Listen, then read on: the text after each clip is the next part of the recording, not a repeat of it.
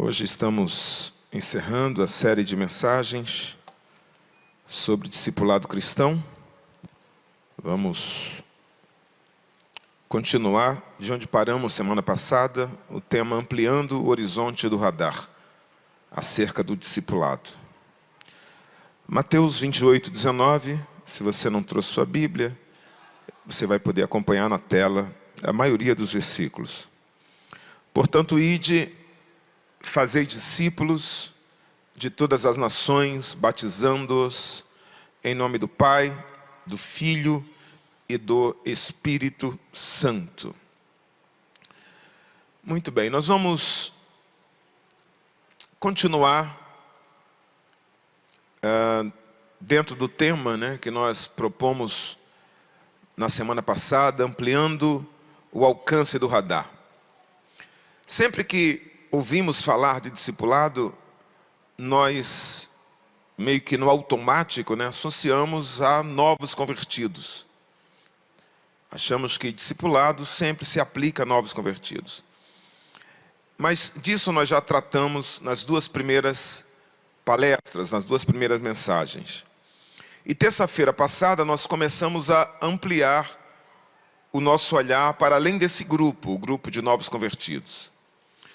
Vamos analisar alguns textos da Bíblia hoje, que vão tratar também de outros grupos a serem discipulados.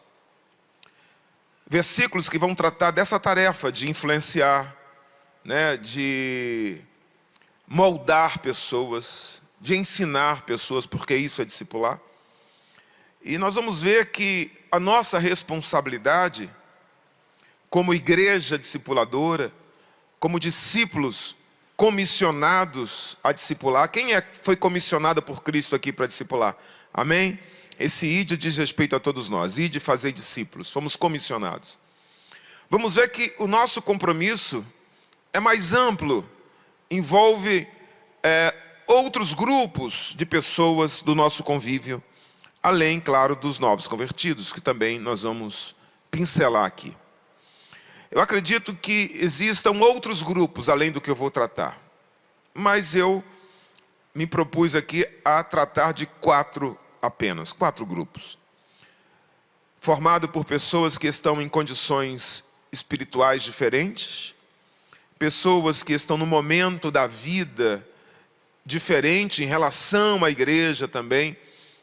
Um momento distinto.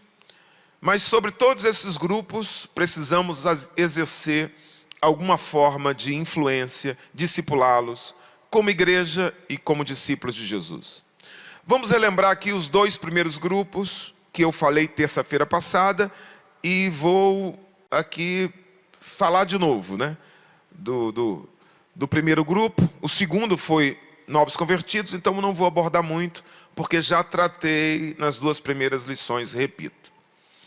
O primeiro grupo é formado pelos que não fazem parte da igreja. O grupo que é formado por aqueles que estão longe, distante. Deixa aí, vamos lá.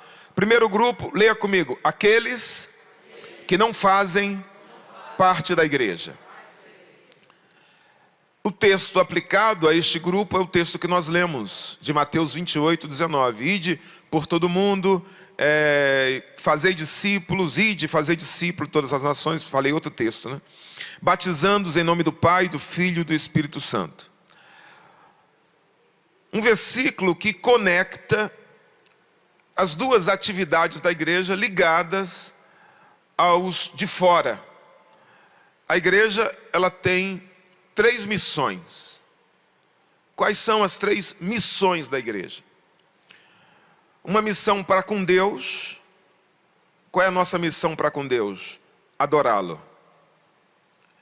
Nós temos uma missão para com os nossos irmãos.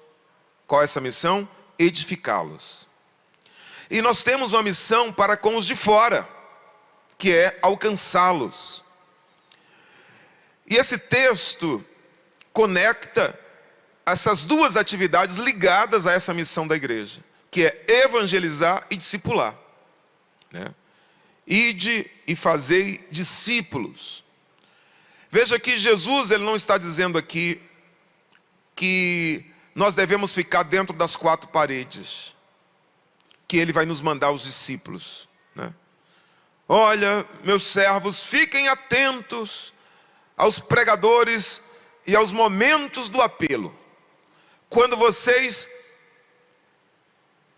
ouvirem o apelo e vocês verem aquelas pessoas indo lá na frente, pronto, ali estarão todas as pessoas que vocês precisam discipular. Não é isso que Jesus está dizendo.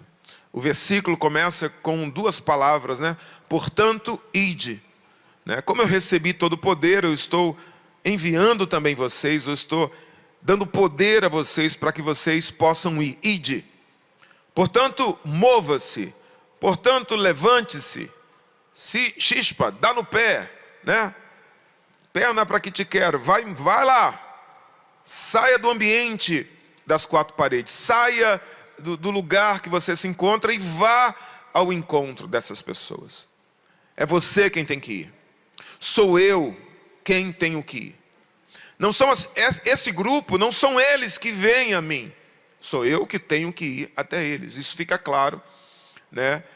Que esses discípulos, eles não estão na igreja. Eles estão longe.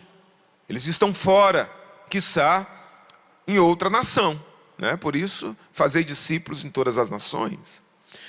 Como essas pessoas, elas estão longe, nós precisamos fazer três coisas antes de discipulá-las.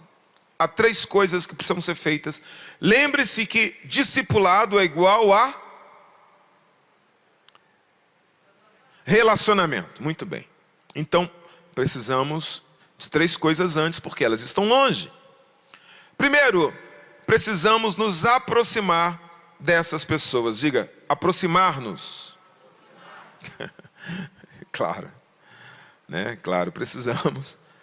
É o id, né? Precisamos nos aproximar dessas pessoas. É possível evangelizar à distância, pastor? É possível evangelizar à distância. Você pode evangelizar por carta, você pode evangelizar por e-mail, você pode evangelizar pelo rádio, você pode evangelizar pela TV, mas não há discipulado sem aproximação. Então, se a gente quer discipular alguém, antes de discipular alguém que está longe, a gente tem que se aproximar dessas pessoas. Elas precisam ser aproximadas. Por isso que quando se prega no rádio, quando se prega na TV, você pode olhar, é um padrão. Todo mundo vai dizer assim, aceite Jesus, né? Se arrependa dos seus pecados, reconheça Jesus como Salvador e procure uma igreja evangélica perto de sua casa. Tem que existir esse convívio, tem que existir. Senão a pessoa pode desenvolver uma fé doida, uma fé louca. Ela aceitou Jesus e não lê a Bíblia e não sabe ler. A pessoa que não lê a Bíblia, irmão, que não é discipulada, é complicado. A pessoa desenvolve um tipo de evangelho estranho, né? Um missionário fez uma cruzada lá no sertão, ali, um pessoal muito humilde, né? E umas 20 pessoas aceitaram Jesus. E ele falou, não vou poder ficar aqui para sempre. Mas ele tinha que discipular aquelas pessoas. Aí o que ele fez foi discipular durante 2 meses. Deu intensivo. Aí só os evangelhos, né? Discipulou ali os evangelhos. Aí depois escolheu o melhorzinho assim, parecia mais desenvolvido. Falou assim, você vai ser o pastor. Você vai dirigir essa igreja aqui. Mas eu não sei direito, eu não sei ler. Eu só junto a letra. Eu não entendo direito. Não, mas você vai ser o pastor. E deixou o cara ali. Imagina, não tinha drink, não tinha nada. O cara ficou ali. 5 anos depois, o missionário volta, né, para ver como é que está a igreja. Como é que você está? Ele falou, estou satisfeito. Jesus é bom, Deus está abençoando a gente, né? Está sido bom. E a sua família? Está bem, cresceu, né? O senhor me consagrou, a gente casou, né? E a sua família está bem. Ali está o Mateus, aquele lá é o Marcos, aquele lá é o Lucas, aquele lá é o João. Satanás está dormindo na rede, né? Acabou os nomes, né?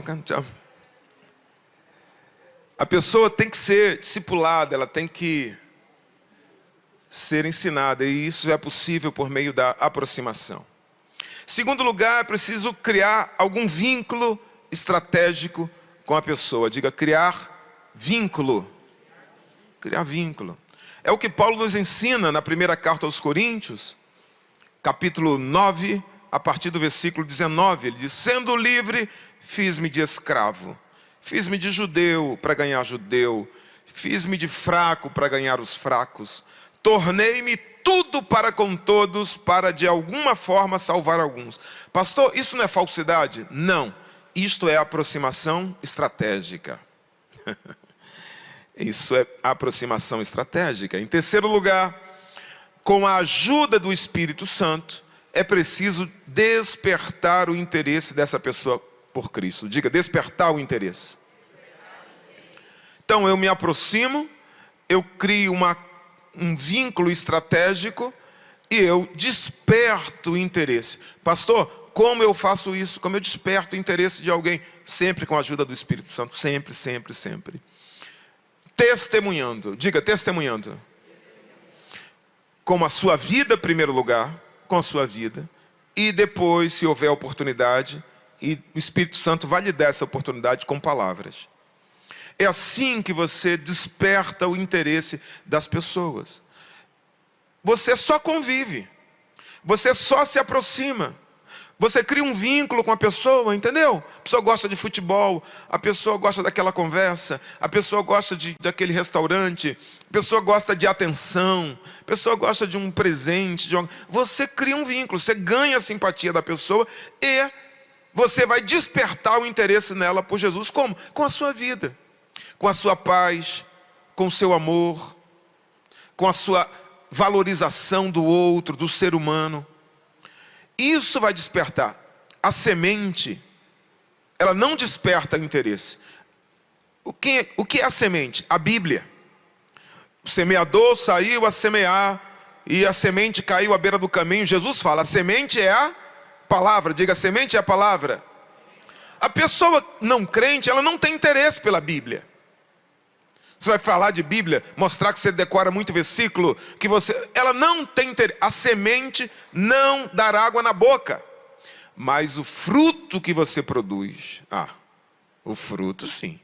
O fruto desperta o interesse. É o fruto que atrai. Mas lembre o seguinte, tudo depende de uma ação do Espírito Santo. Tudo depende. Por isso, quem evangeliza, quem discipula, tem que depender do Espírito Santo. Por quê, pastor? Porque é o Espírito quem toca o coração da pessoa. É o Espírito quem acende a centelha no espírito daquela pessoa que está morta espiritualmente. É o Espírito Santo quem convence essa pessoa de abandonar o caminho que ela se encontra e desperta nela o desejo de mudar. É o Espírito. E até o fruto que você produz não é seu fruto, não é fruto do evangelista, não é fruto do discipulador, é fruto do Espírito Santo. Então despertar o interesse da pessoa é sempre uma obra do Espírito Santo. Por isso você ora. Você está com a pessoa, você fica orando. Você está falando de futebol e orando. Você está almoçando com a pessoa e está orando por ela. É possível? É assim. Você fica, Senhor abençoa, toca no coração. Oh Deus, desperta nela. E você fica orando. É mais importante às vezes você falar dessa pessoa para Deus do que falar de Deus para essa pessoa. A oração, o Espírito Santo é que vai fazer a obra. Então, você vai se encontrar como Filipe, na passagem de Atos capítulo 8, a partir do versículo 26. Depois você lê em casa. Diz que Filipe, o diácono que se torna evangelista, o Filipe, ele é guiado de forma sobrenatural, ele é levado a um caminho, a um lugar. E quando ele chega nesse lugar, ele vê uma carruagem com um comissionado lá da rainha de Candace, um etíope, um oficial etíope vindo numa carruagem, um homem de certa posição. E Filipe, talvez também sobrenaturalmente, começa a acompanhar aquela carruagem. E com o ouvido aguçado, ele escuta que o cara está lendo o livro de Isaías. Ele está lendo o livro de Isaías. Ao perceber isso, Filipe pergunta para o cara assim, você entende o que você está lendo?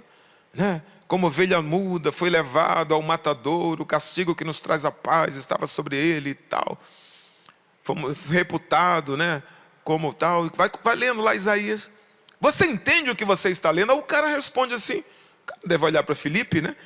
E claro, acha interessante a pergunta porque ele está lendo. Mas a fisionomia dele devia ser de quem não estava entendendo. Aí ele diz assim, como é que eu vou entender se não há quem me explique? Filipe, epa, estou aqui. Eu posso te ajudar, eu posso fazer isso. Veja, Filipe está cumprindo o ID. Ele está indo ao encontro de alguém de longe, de alguém que não é membro da igreja, de alguém que não está em Jerusalém, de alguém que não está em Antioquia. E ele se aproxima dessa pessoa. Ele cria uma conexão, um vínculo estratégico com essa pessoa. Ele está lendo, ele entende daquela leitura, ele entende daquele texto. E claro, havia interesse. Por isso que Filipe pode seguir um caminho com ele. Por isso que Filipe pode ir explicando, ensinando, discipulando e batizando, porque ele foi batizado. Porque havia isso, aproximação, havia vínculo estratégico e havia interesse. Você nunca vai conseguir evangelizar alguém sem antes fazer essas coisas. Como é que você vai conduzir alguém por um caminho que ela não quer seguir? É impossível. Nem tente, não faça isso. Amém? Discipular é ensinar evangelizando. E você consegue fazer isso quando a pessoa tem interesse. Quando ela para de debochar. Quando ela para de escarnecer. Quando ela diz assim, por favor, me explique, eu não entendo. Eu quero conhecer mais. Então você vai ensinar. E esse é o ensinamento que Jesus está falando. Ide, ensinando as nações, discipulando as nações. Você pode discipular depois de se aproximar, criar um vínculo e despertar o interesse. Vamos avançar para o segundo grupo. Isso nós tratamos terça-feira passada. O segundo grupo é o grupo daqueles que estão chegando na igreja, que nós já abordamos nas duas primeiras lições, nas duas primeiras palestras. Nesse grupo vão se encontrar três classes. Quem são aqueles que estão chegando na igreja? Os reconciliados, os filhos, né, que estavam afastados, né, estão se reconciliando. Aqueles que estão aceitando Jesus, que são os novos convertidos. E os membros vindos de outra igreja. Mas normalmente esses precisam apenas ser acolhidos. Então nos resta dois grupos. Dos reconciliados, daqueles que estão voltando à comunhão da igreja, que sabe tudo de igreja, que conhece como funciona a igreja, já tem a fluência do crentez, né? Sabe orar em nome de Jesus, já dá a paz do Senhor certinho, conhece as músicas, mas estava lá no mundão e está voltando para Jesus. O segundo grupo é o grupo dessa galera que está vindo de outra religião, ou não tinha religião, né, ou simplesmente não conhece o ambiente da igreja, que são os novos convertidos, os bebês na fé, né, que não entende muito do meio. Né? Precisamos cuidar dessas pessoas como bebês mesmo, né, como pediatras mesmo. Mas eu não vou repetir tudo aqui, senão a gente não vai avançar. Senão a gente não vai ampliar o radar sobre discipulado, que é a nossa proposta. Ah, pastor, mas eu tenho interesse, eu não assisti as duas primeiras. Depois você vê lá no YouTube, tá bom? Mas eu tenho interesse em discipular novos convertidos. Procure o líder dos adolescentes, se você for um adolescente. Procure o líder dos jovens, se você for um jovem. Procure a líder das mulheres, se você for uma mulher. Procure o líder dos homens, se você for um homem. E procure a liderança de família, se você quiser evangelizar você e sua esposa, ou você e seu esposo. Você pode ainda procurar diretamente o DINC, tá bom? E que vai direcionar você a uma dessas lideranças. Precisamos de pessoas que acompanhem novos convertidos aqui na hora que eles aceitam Jesus? Precisamos. A pessoa está aqui na frente, aceitou Jesus, precisamos. Mas o fato de você vir aqui à frente, acompanhar alguém, não significa que você vai discipular essa pessoa. A liderança de departamento vai direcionar. Claro, se você dizer, poxa, eu quero discipular essa pessoa, eu conheço, é minha amiga, é meu amigo, a chance de você discipular é grande. A gente vai pedir ao líder que conceda isso. Tá? Mas eu estou falando o seguinte: o discipulado não se resume a esse momento. Eu fui ali na frente, fui com a pessoa até a sala ali. Não. Existem passos que estão ali no quadro, né? Você precisa mandar alguma mensagem para essa pessoa. Você precisa marcar um encontro presencial com ela no próximo culto. E você precisa acompanhá-la 1, 2 vezes no mês, até o batismo. Adolescentes fazem isso com adolescentes, repito, jovens com jovens, o mesmo sexo, idade aproximada, homens com homens, mulheres com mulheres, e casais discipulam casais. Reconciliados, pastor, esse grupo que está chegando na igreja dos reconciliados. Esse é um setor que a gente não tem revista, a gente tem conversado bastante com a liderança do DINC, e esse é um papel do DINC. A gente não tem colocado o discipulado de pessoas reconciliadas para a igreja de uma maneira geral.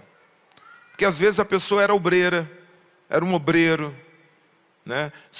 Ela se afastou, né? Se desviou o termo que a gente usa, e veio ferida para a igreja ainda. Ela está aceitando Jesus, mas com muitas dúvidas, né, Débora? Como a gente conversou hoje à tarde, com dúvidas, problemas na área conjugal. Então, tem muito assunto pastoral, tá bom? Mas nós precisamos, né, de professores, precisamos de líderes, precisamos de pastores que queiram nos ajudar junto ao departamento de DINC com reconciliados, né? Os reconciliados vão ser acompanhados por um pastor até voltarem à comunhão. Nós vamos preparar 2 ou 3 apresentações para que eles conheçam a igreja, para que eles saibam quais são, né, os pilares da nossa igreja, um pouco da história da nossa igreja, e apresentar aqui o que a gente espera de cada um desses crentes, tá bom? Mas muitas dessas pessoas, elas vêm feridas por líderes, por situações diversas, e a função do pastor será tratar dessas feridas, dessas dúvidas aí. Agora vamos avançar para o terceiro grupo, e aqui sim nós vamos nos deter um pouco mais. Eu acho que é o cerne, é o ouro da aula de hoje, é essa daqui. Terceiro grupo, os mais jovens que estão dentro da igreja. Vamos lá, os mais jovens que estão dentro da igreja. Primeiro grupo, os que estão fora. Segundo grupo, os que estão chegando. Terceiro grupo, os jovens que já estão dentro. Os moços, os mais novos, que já estão dentro. A Bíblia está repleta de textos e de exemplo que nos falam da nossa responsabilidade como igreja e como comissionados por Jesus para discipular em relação aos mais novos, aos mais jovens. O texto áureo, in my opinion, é o texto de Deuteronômio, capítulo 6, do versículo 6 ao 9. E estas palavras que hoje te ordeno estarão no teu coração, e as ensinarás a teus filhos, e delas falarás. Aí eu acho interessante como Deus insiste, né? Como Deus pede que a gente seja enfático. Falarás assentado em tua casa, e andando pelo caminho, e deitando-te, e levantando-te. Também as atarás por sinal na tua mão, e te serão por frontais entre os teus olhos, e as escreverás nos umbrais de tua casa e nas tuas portas. Olha o que Deus está falando. Você vai falar da palavra com teu filho, quando você te sentar para comer, quando você for para a cama dormir, quando você se levantar, quando você estiver levando ele para a academia, quando você estiver vindo para a igreja, quando você estiver voltando para a igreja. Faça placas, coloque, faça tudo para que a palavra esteja presente nesse relacionamento entre você e sua criança, entre você e seu filho, porque é aquele texto conhecido, né? Ensine, porque os princípios vão ficar lá. Quando ele crescer, ele não vai esquecer desses princípios, e nenhum anjo vai fazer isso. É o papel do mais velho, é o papel do pai, do líder, do responsável pelo mais jovem. Temos ainda o Salmo 71, 18. Agora que eu estou velho, de cabelos brancos, não me abandones, ó Deus, para que eu possa falar da tua força aos nossos filhos e do teu poder às futuras gerações. Outro salmo, vamos lá, 78:4. Não os esconderemos de nossos filhos, cantaremos à próxima geração os louváveis feitos do Senhor, o seu poder e as maravilhas que fez. Outro texto, Paulo escrevendo a Tito, capítulo 2, versículo 3-8.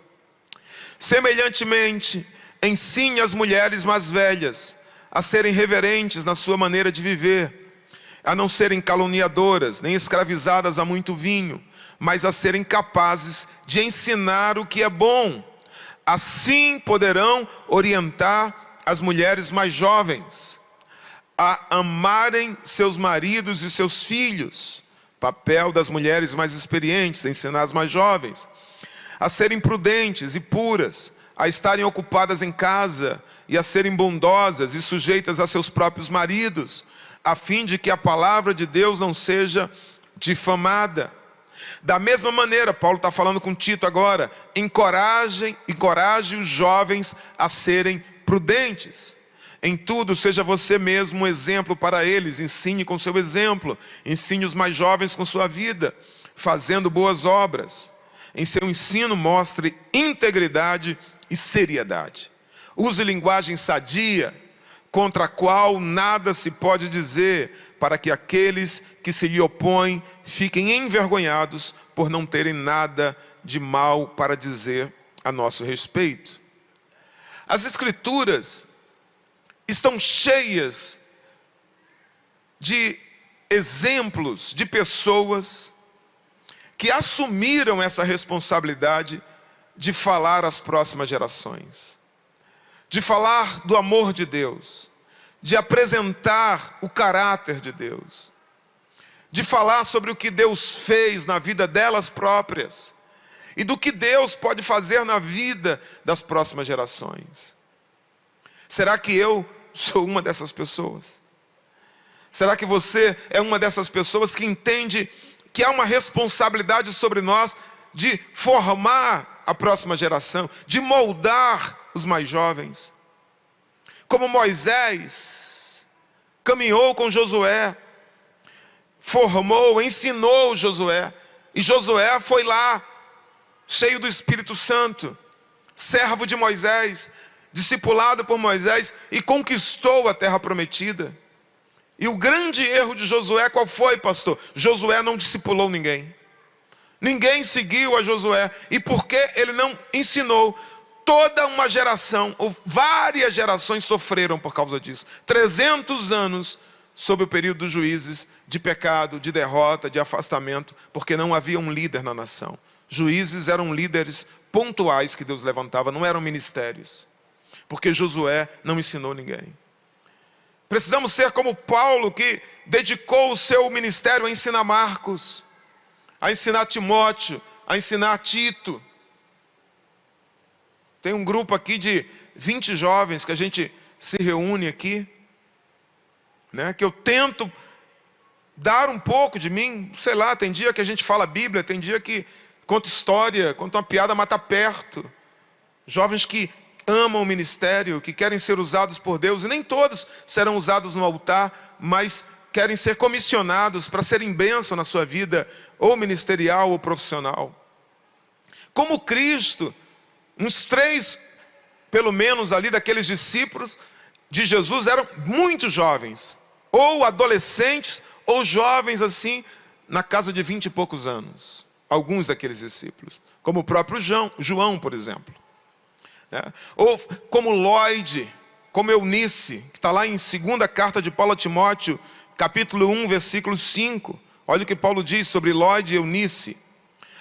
Recordo-me da sua fé não fingida, falando a Timóteo, que primeiro habitou em sua avó Lloyd e em sua mãe Eunice, e estou convencido de que também habita em você. Olha o que Paulo está falando.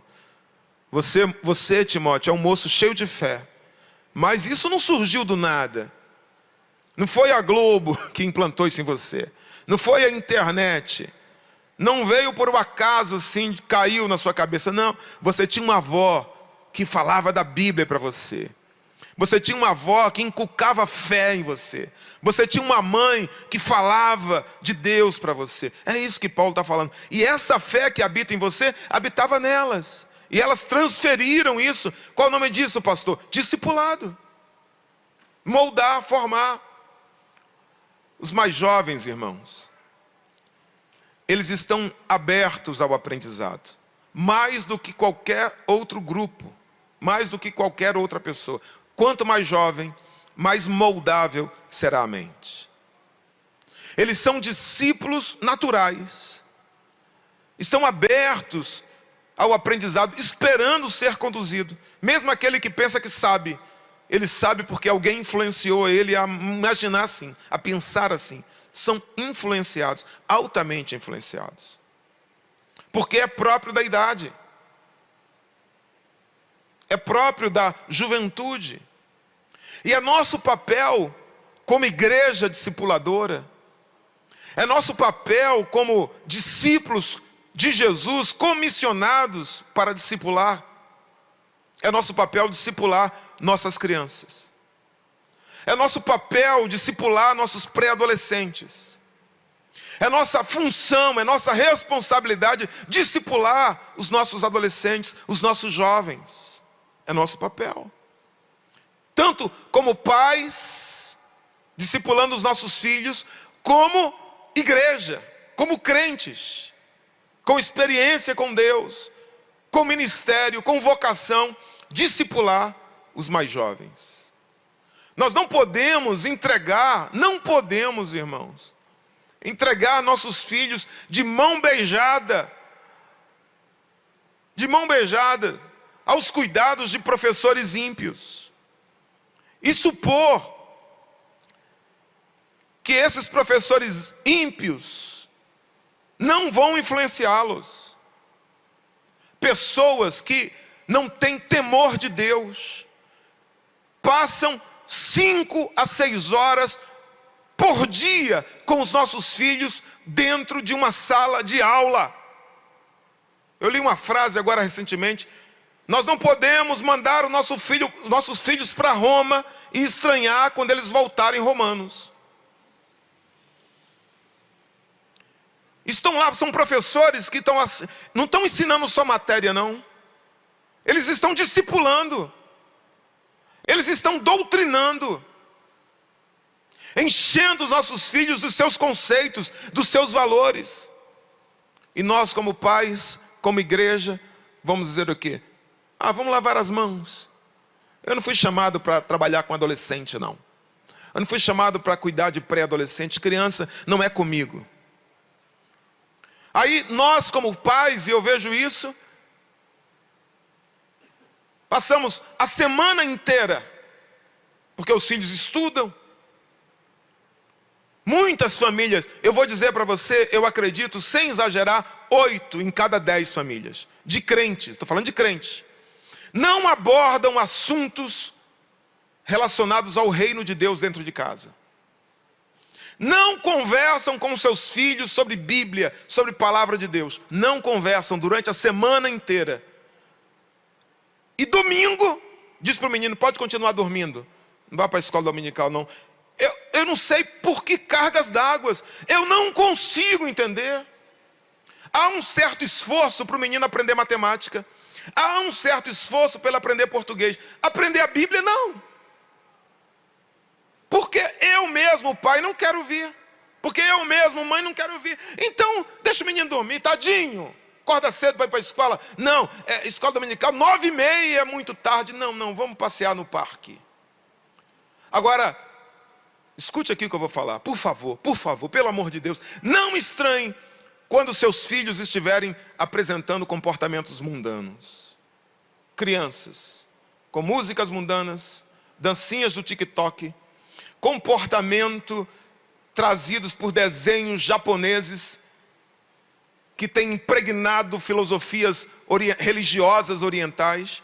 Por favor, pelo amor de Deus, não reclame quando o seu filho se tornar jovem E domingo de manhã ele não vira a escola dominical porque está dormindo. E por que está dormindo, pastor? Porque passou o sábado inteiro na balada e está dormindo de manhã. Está fazendo o que ele aprendeu com você. Está fazendo o que você ensinou para ele. É um comportamento. Domingo de manhã é dia de ficar dormindo e não vir à igreja. Não reclame, por favor. Faça isso, mas não reclame. Não brigue agora. Fique assim. E não brigue também com os pastores. Não ache que é culpa da igreja, porque eles não se interessam pela igreja, porque eles não vêm à escola dominical. Não valorize isso. Não valorize. Ache que não é nada a escola dominical. Ache que isso não é importante. Isso é cultura. Isso é contra a cultura. Isso é fundamental. É seu compromisso como crente. Traga o seu filho, a sua filha chorando, mas traga. Porque senão é você que vai chorar amanhã. Se não discipularmos nossas crianças, nossos adolescentes, os nossos jovens, escute, alguém o fará. Alguém o fará, porque eles são discípulos naturais. Ah, meu pai não conversava comigo. Se liga aqui, irmão, se liga aqui, não fique chateado não, se liga aqui. Meus pais não conversavam comigo. Meus pais não... É outro tempo, meu irmão. É outra geração. Você tem que conversar com seus filhos. Condicione-se, nem que seja uma vez no dia, em algum momento no dia, sentar na mesa. Ninguém liga a TV agora. Ninguém pega celular agora. É hora de comer.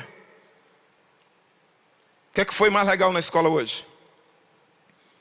Que momento você não gostou na escola hoje? Fale alguma coisa. Veja como é que está o semblante. Olha, tem que fazer isso. Nós não podemos negligenciar o nosso papel como discipulador dos nossos próprios filhos.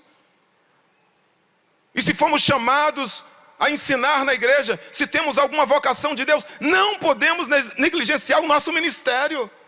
O nosso chamado, irmão. A nossa vocação. Porque quando Deus perguntar, quem há de ir por nós? A quem enviarei? Os nossos filhos dirão, tô fora. Por quê, pastor? Porque a igreja de amanhã, ela será um resultado daquilo que estamos semeando na vida dos nossos filhos hoje. E eu temo que igreja teremos daqui a 10, 20 anos. Babás não educam seus filhos. Babás só fazem o que você manda e elas não têm responsabilidade de educar filhos. Escolas não educam seus filhos, escola escolariza. Igreja complementa, mas igreja espiritualiza. Educar é papel dos pais, é um trabalho contínuo, diário, de caminhar falando, de deitar falando, de acordar falando, de impregná-los, de mostrar os valores. E a igreja de amanhã é responsabilidade nossa como discipuladores que somos dos mais jovens. Precisamos atuar em 3 frentes de discipulado em relação aos mais jovens. Quantas frentes? 3 frentes.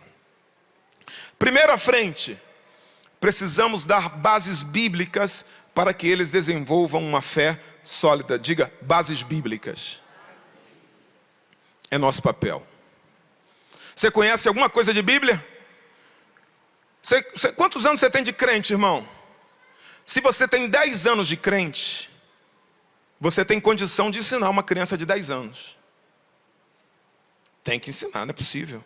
Porque o que ele tem de vida, você tem de crente. Estou falando adultos. É nosso dever como cristão. A gente não pode ter uma atitude pilatiana. Ah, vou lavar as mãos. Não é meu filho?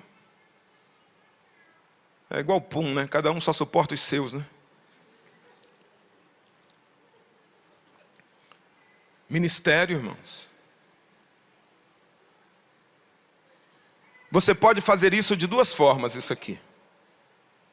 Primeiro, você pode levar a palavra para dentro da sua casa. Existem muitas ferramentas hoje para isso. Eu quero compartilhar uma com você. The Chosen. Está com a imagem aí? Coloca aí, The Chosen. Isso é fantástico. é a coisa mais incrível, a produção mais incrível que eu já vi sobre os evangelhos, sobre Jesus. O primeiro episódio eu já vi, sem exagero, 3 vezes. E eu choro as 3 vezes. É fantástico. Eu sou o maior divulgador disso. Ele pede uma ajuda lá de vários dólares, mas não precisa dar não. E é traduzido para o português. Toda a primeira temporada está traduzida para o português. É um programa perfeito para você maratonar com sua família. Você baixa no celular, é um aplicativo, é a única maneira de você ver. Você pode ver de forma pirata no YouTube, mas a qualidade não é legal. Você baixa esse aplicativo aqui, ó, no seu celular. E quando você for assistir, você pode espelhar na TV. Escute, é fantástico. Claro, crianças assim acima de 8 anos, acima de 9 anos. Menos do que isso não vai achar tão legal não. Mas é espetacular. Pode ter certeza. É o melhor programa para você fazer num feriado, num sábado à tarde. É isso aqui. Você não, né? Essas novelas da TV se tornam peças de igreja, assim. Ficam amadores perto disso. É fantástico. A segunda maneira que você pode contribuir,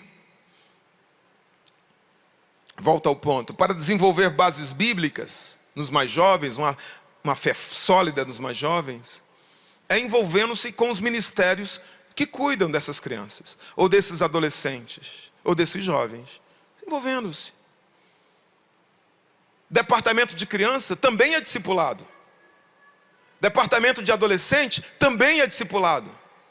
Departamento de jovem é discipulado. É puro discipulado. E eu tenho certeza que você tem algo para contribuir. Certeza. Se você quiser, você tem algo para contribuir.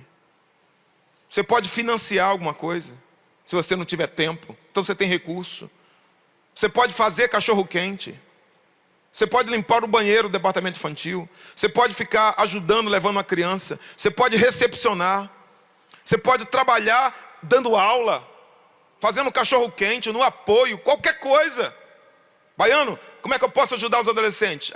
Eu preciso de uma outra mesa de ping-pong, por exemplo. Ele me pediu. Tá bom. Quanto parcela? Eu vou pagar as parcelas. Eu preciso... Tem cachorro-quente aqui para os adolescentes, né? Eu venho aqui fazer. Eu trago aqui a Vina. Eu falei curitibano agora. Gostaram, né? Tem algo que você possa fazer. É só querer. E tem professores, gente, na igreja. Tem professores que não se dispõem a dar uma aula. Gente que tem formação para isso. Que estudou para isso. Só consegue fazer isso se for por dinheiro? Por um ideal, não? Você vai descobrir uma felicidade que você não conhece se você fizer algo simplesmente pelo bem do próximo. Que o dinheiro não pode comprar. Isso vai fazer muito bem para você. Se doar, isso faz fazer um bem violento. Segunda frente que precisamos atuar no discipulado desse grupo é blindando a mente deles. Diga, blindando a mente deles. Para que eles não sejam presas fáceis diante de um mundo hostil. Para que eles não sejam influenciados sem qualquer resistência. Porque escute, o mundo vai tentar influenciá-los de todas as formas. Hollywood gasta milhões e milhões em filmes para crianças. Indústrias de game gastam milhões para ganhar a atenção. E muitos desses jogos estão cheios de nuances religiosos. Muitos. Por isso hoje precisamos abordar na igreja assuntos polêmicos, atuais, que antes nós não abordávamos. Não era tema de igreja. Hoje são. Precisamos abordar com sabedoria. Precisamos abordar de forma aberta. E tem que ter gente informada. Tem que ter gente de várias áreas de atuação na igreja que aborde isso. E quanto antes, melhor. Quanto antes, melhor. Eu tenho uma preocupação muito grande, recorrente, com uma classe de 9 a 11 anos. 9 a 11 anos. Assuntos que nós tratávamos na minha geração, a partir dos 14 anos... Hoje, se for tratar a partir dos 14 anos, está muito atrasado. Por causa da internet, as meninas de 14 anos dão aula para as avós. Tem meninos de 14 anos viciados em sites proibidos. E eu não sei como é que vai ser essa geração, porque isso, cara, é como cocaína. Isso produz vício. E isso se cumpre o que diz a Bíblia, um abismo chama outro abismo. Se um cara começa com 12 anos, quando ele chegar com 18 anos, viciado nessa porcaria, nenhuma mulher no mundo vai satisfazê-lo. Porque tudo é banal. Ele quer a droga mais pesada, uma coisa louca, e ele vai partir para um casamento totalmente distorcido na sua mente. Hoje, 9, 10 anos, tem que começar a abordar temas difíceis de abordar, mas tem que abordar. E por que o casal, pastor? Porque é uma idade de transição. E a maioria que tem problema nessa idade, na área da sexualidade ou no emocional, são problemas que trazem dentro de casa. E é importante o menino ter uma referência de que igreja não é coisa só de tia. Igreja é coisa de tio também. Então, de 9 a 11 anos tem que fazer essa transição, porque a partir dos 12, ele vai ter que vir para o templo. E se ele só ficou no departamento infantil com tias, quando ele vem para o templo, é um choque muito grande. Então eu preciso de casais saudáveis emocionalmente e capazes de ensinar a palavra, porque eles são muito espertos biblicamente. Lá em Macaé a gente tinha uma equipe legal que cuidava dos juniores. Aí ele foi num cardiologista, o cardiologista mais famoso da cidade lá. Quando chegou lá, o cardiologista falou: você é crente? Rapaz, eu não sou crente não, mas você acredita que a minha filha de 10 anos começou com o negócio de namoro? Eu fiquei desesperado, rapaz. Música de funk, as coisas de funk, e já querendo falar de namoro, beijar na boca. Eu fiquei desesperado. Aí a vizinha lá chamou ela para ir numa igreja. Ela foi na igreja. Você acredita que ela parou com esse negócio de funk, estava lendo a Bíblia durante a semana, para fazer atividade lá? Manda, rapaz, todo domingo de manhã agora, eu levo ela, deixo ela na igreja lá e volto. Tá legal pra caramba. Aí a pessoa que estava no médico, que era membro da igreja, falou: a sua filha é fulano de tal? O cara olhou assim e falou: ela é minha aluna. Eu sou o líder da classe de 9 a 11 anos. Porque os pais não têm ferramentas. A igreja tem. Você tem. Você pode fazer isso. Quantos casais aqui na igreja poderiam doar um domingo?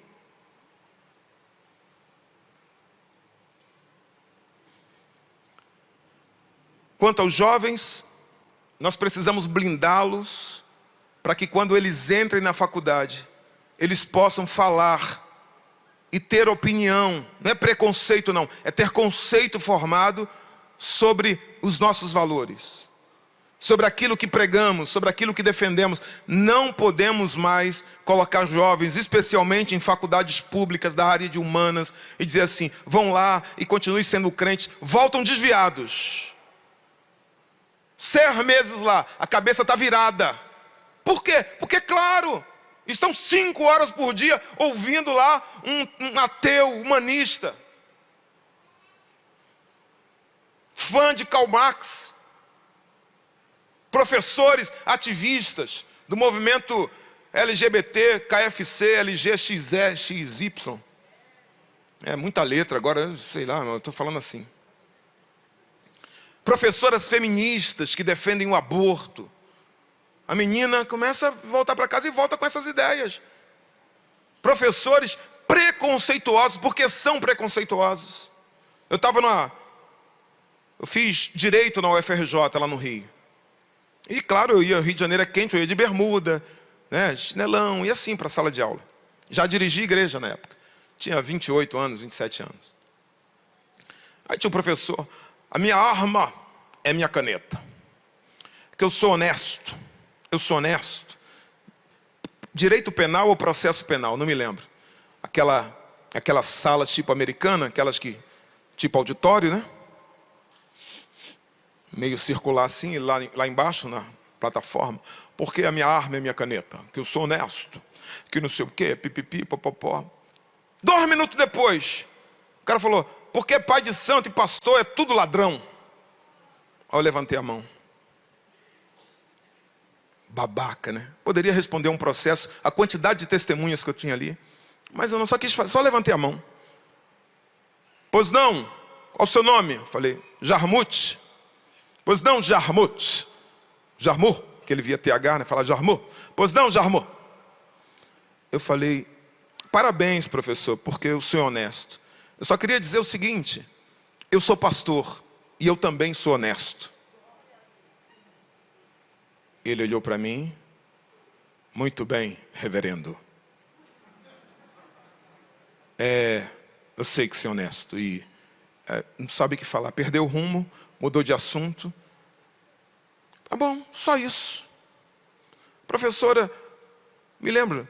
Porque o mundo explodiu e uma nuvem explodiu e partes foram se condensando, formaram os planetas, as estrelas e girou. E uma molécula se uniu a outra molécula e surgiu a vida. E veio assim milhões de anos e um primeiro ser aquático. E depois esse ser aquático, milhões de anos. E falou 50 minutos de aula. Eu falei, professora, quem nasceu primeiro, o ovo ou a galinha?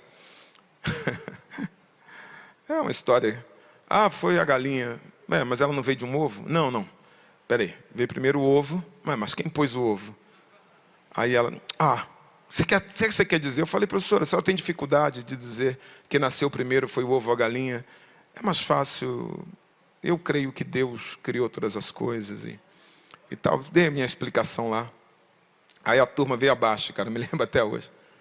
Eu também creio em Deus. Nós temos que dar valores, princípios, conceitos aos nossos jovens para blindá-los. Temos que discipulá-los, porque estamos numa guerra de ideias. Terceira frente, discipulado com os mais jovens. Equipá-los para serem homens e mulheres enviados por Deus. Tira esse D aqui. Homens e mulheres enviados por Deus. Temos que equipá-los para isso. Aqui é um discipulado plus. Os pais vão ter dificuldade de fazer isso. Esse é um papel da liderança da igreja, esse é um papel dos pastores. Levar os nossos jovens a entender que, independente da carreira que escolherem, eles serão partes de um plano de Deus. Que Deus conta com eles, quer seja para servir no altar, quer seja para atuar em qualquer cargo, em qualquer carreira. Há um chamado, há uma responsabilidade de Deus sobre os ombros deles. Não importa onde vá. Me ajuda aqui, Daniel. Não importa o que vai fazer. São ministros de Deus, são enviados por Deus. Se forem pastores, amém. Se forem profissionais liberais, advogados, médicos, amém. Se forem empresários, motorista de ônibus, cozinheiro, artista, funcionário público, não importa. Serão ministros disfarçados de profissionais. Serão pastores, serão missionários na área em que forem atuar. Isso é papel de quem discipula na igreja. É papel nosso, pastores. Uma igreja que cresceu e que não influencia hoje a sociedade, vem de uma visão distorcida disso. A gente achava que Deus só queria usar as pessoas no púlpito. E quem não fosse chamado para pregar, profetizar, cantar, não tinha chamado de Deus. Que é isso, meu irmão? A sua área de atuação, o que você faz na vida, Deus tem um propósito para você. Você pode ser um pastor disfarçado de empresário. Um pastor habilmente disfarçado de motorista. Você pode ser. Finalmente chegamos ao quarto grupo. O grupo daqueles que estão deixando a igreja. E eu vou abordar rapidamente. E a gente encerra. Falamos do discipulado para com aqueles que estão lá fora. Falamos do discipulado para com aqueles que estão chegando. Do discipulado para com os mais jovens. E agora vamos falar em poucos minutos daqueles que estão deixando a igreja. Daqueles que estão saindo. Os que estão chegando e agora os que estão saindo. É a primeira vez que eu vou abordar esse tema diante da igreja de forma explicativa, aqui em Curitiba. É a primeira vez. E não vou me demorar. Eu repito, mesmo porque eu não vou conseguir passar todos os conceitos aqui para vocês. Mas é algo que dentro de um tempo vocês vão me ver falando disso. Nós vamos abordar isso, tá bom? Vamos abordar. Cuidado para com aqueles que estão saindo da igreja. Eles são nossos irmãos. São irmãos nossos. Eles estão fracos. Eles estão feridos. Estão aborrecidos. Às vezes dizem que é com um de nós, com o pastor, mas normalmente não é. Normalmente é uma desculpa. Deixaram de orar, deixaram de ler a Bíblia. Como Deus diz lá em Apocalipse, lembra de onde começaste a cair. Ninguém cai estando forte assim. Isso é um processo. E a pessoa vai se esfriando. Ela já perde o apetite espiritual. E ela vai dando sinais. Falta domingo com facilidade. Deixa de vir aos cultos que sempre vinha. Mostra apatia durante o louvor.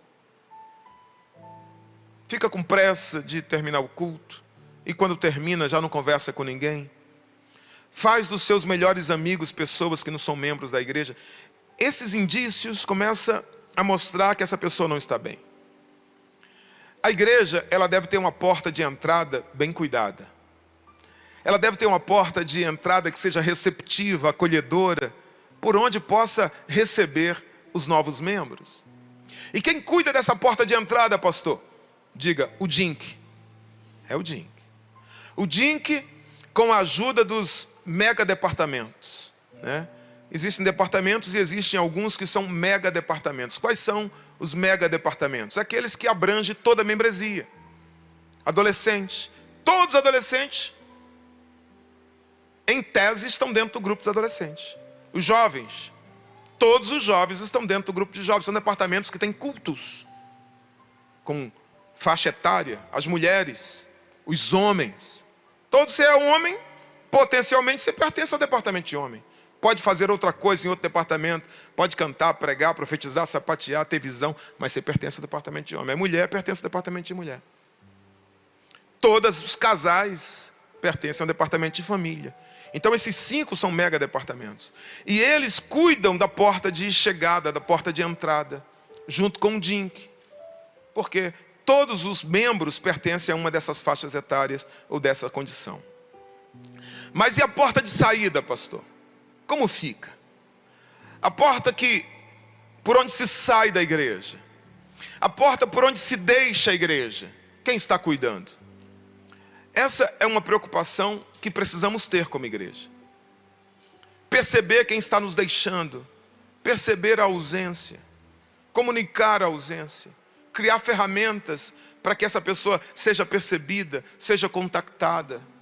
Algo precisa ser feito. E será, com certeza, com certeza. Tem algum departamento que cuida disso, pastor? Tem. Não tem em toda a DEVEC. Eu falei uma vez com a DEVEC, o pastor fez um culto, né? Mas eu crio esse departamento em todo lugar que eu passo. Isso se chama LC15, diga LC15. Infelizmente não funciona ainda como deveria funcionar. Funciona graças ao trabalho abnegado do pastor Diego, que tem me ajudado na parte pastoral, né? E parte da liderança aqui dessa igreja, que já me ouviu falar sobre isso também. Fizemos já uma ação, não foi? Os líderes que estão aqui, preparamos, foi o quê? Uma cesta de café da manhã, foi isso? Uma cesta de lanche. Identificamos todas as pessoas que estavam sumidas, que estavam ausentes. Os líderes foram lá, entregaram com a cartinha que eu preenchi. Departamento do LC15. Mas me falta gente que sistematicamente ligue, que visite. Me falta ainda sistematizar o funcionamento desse departamento. Notar a ausência, estabelecer um contato. Isso não é fácil fazer. Exige trabalho de secretaria, um trabalho pesado de administração, um trabalho pesado de divisão de tarefas. Tanto quanto o DINC, ou vou dizer, mais do que o DINC.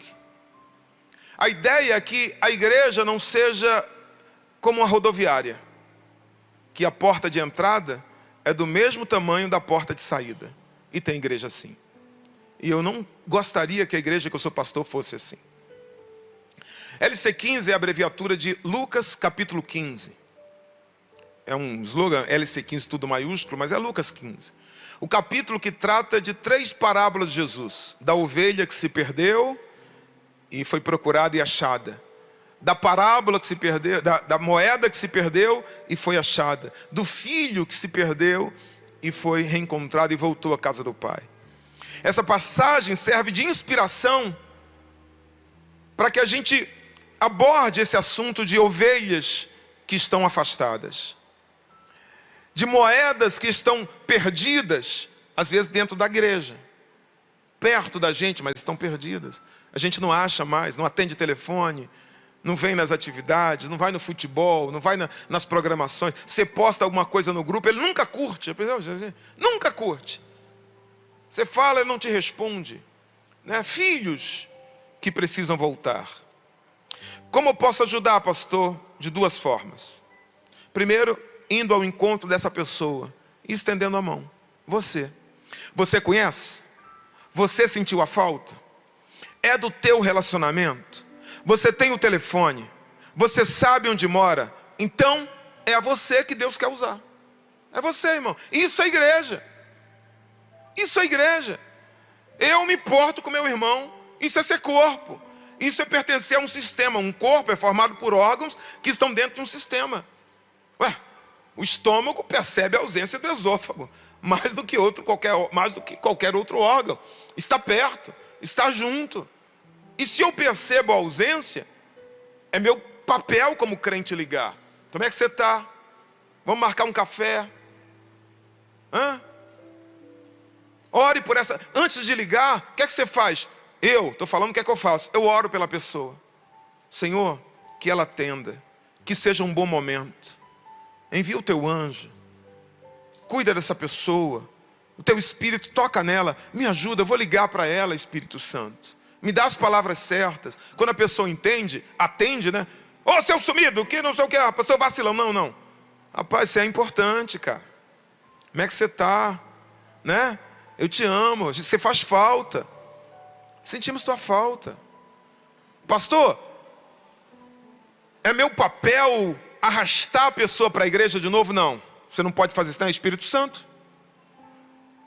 O seu papel é só dizer que sente a falta. Se dizer, se precisar de uma amiga, eu estou aqui. Se precisar de um amigo, eu estou aqui. Por quê? Porque Deus, que é mais poderoso do que você, Deus não impede a pessoa de se desviar. Deus, que ama mais do que você, se a pessoa quiser pecar, Ele deixa. Então não é seu papel impedir a pessoa de se desviar. Pastor, porque às vezes a pessoa vai tratar você mal. Você tem que orar por isso também. Senhor, blinda o meu coração. Porque a pessoa vai falar mal da igreja. Porque a pessoa vai falar mal do pastor. Porque a pessoa vai falar mal do líder do departamento. Porque ela está ferida. Entendeu? Comeu comida envenenada. Ou seja, sentou perto de um fofoqueiro. Ficou mal. Aí você tem que ligar. Senhor, blinda o meu coração. Olha o que diz Paulo escrevendo aos Romanos. Capítulo 15, versículo 1 e 2.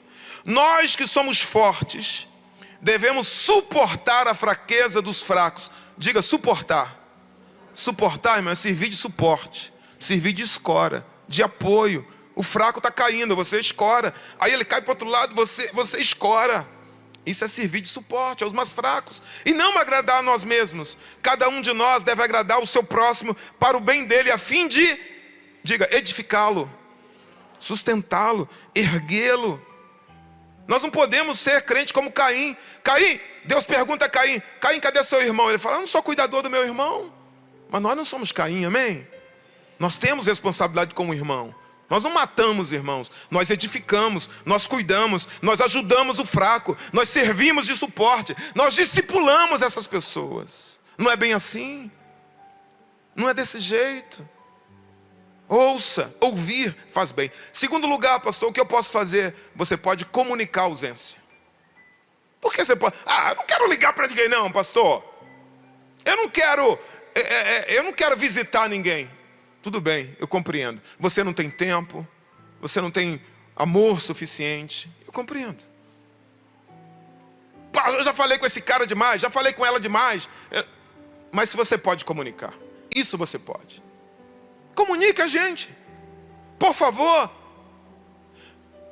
comunique. Não pense, irmãos, que nós não queremos ligar. Não pense que nós não nos importamos.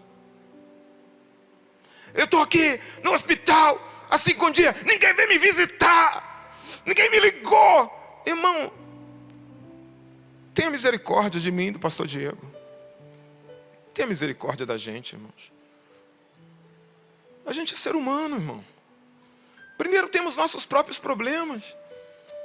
Eu não consigo ter relacionamento com todas as pessoas. Jesus tinha 12 discípulos. Ele não tinha 1.200. A parábola, o pastor contou 100 ovelhas. Ele não contou 1.500 ovelhas. Ninguém conta 1.500 ovelhas, irmãos. Precisamos de pastores que nos ajudem. Cada líder dessa igreja não tem que ser chefe, cara de policial. Cada líder dessa igreja tem que ser co-pastor. Coordene a sua equipe. Se preocupe com sua equipe. Olhe para os seus discipulados. Os seus discipulados têm vindo à ceia? Tem participado? Tem vindo? Ligue a sua equipe. Monte uma equipe. Cuide. É nosso papel. Se não quiser, comunique a ausência. Procure um líder. Fulano não está vindo. Liga para ele. Beltrano está vindo. Pastor Diego, ligue. Pastor Diego, liga. Ame as pessoas. Ganhe almas. Ganhe almas.